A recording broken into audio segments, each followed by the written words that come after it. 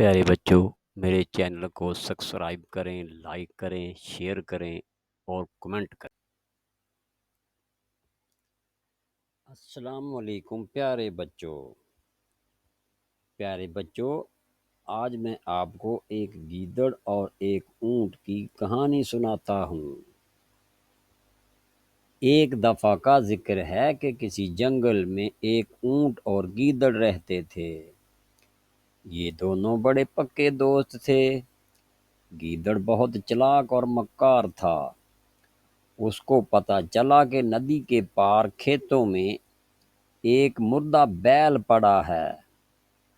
اس نے اونٹ سے کہا کہ مجھے ندی کے اس پار لے چلو، وہاں مکئی اور گنے کے کھیت بھی ہیں اور تمہیں بھی کھانے کو بہت کچھ ملے گا۔ اونٹ نے گیدڑ کی بات مان لی اور دونوں وہاں پہنچ گئے اور کھانے لگ گئے۔ جب گیدڑ کا پیٹ بھر گیا تو اس نے زور سے چیخنا شروع کر دیا۔ اونٹ نے گیدڑ سے کہا کہ اگر تمہاری آواز کسان نے سن لی تو وہ مجھے آ کر مارے گا۔ گیدڑ نے کہا کہ اگر میں کھانا کھا کر چیخے نہ ماروں تو میرا کھانا ہضم نہیں ہوتا۔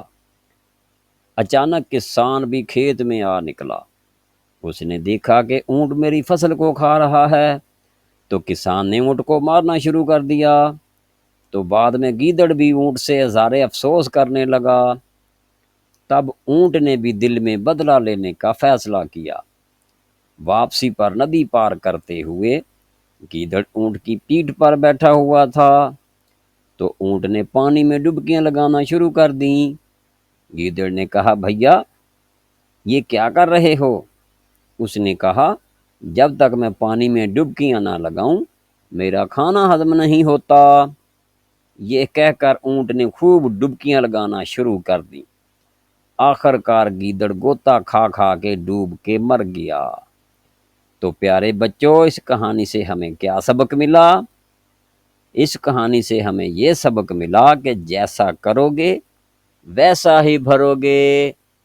آپ نے کبھی ایسا نہیں کرنا۔ پیارے بچوں، ٹھیک ہے؟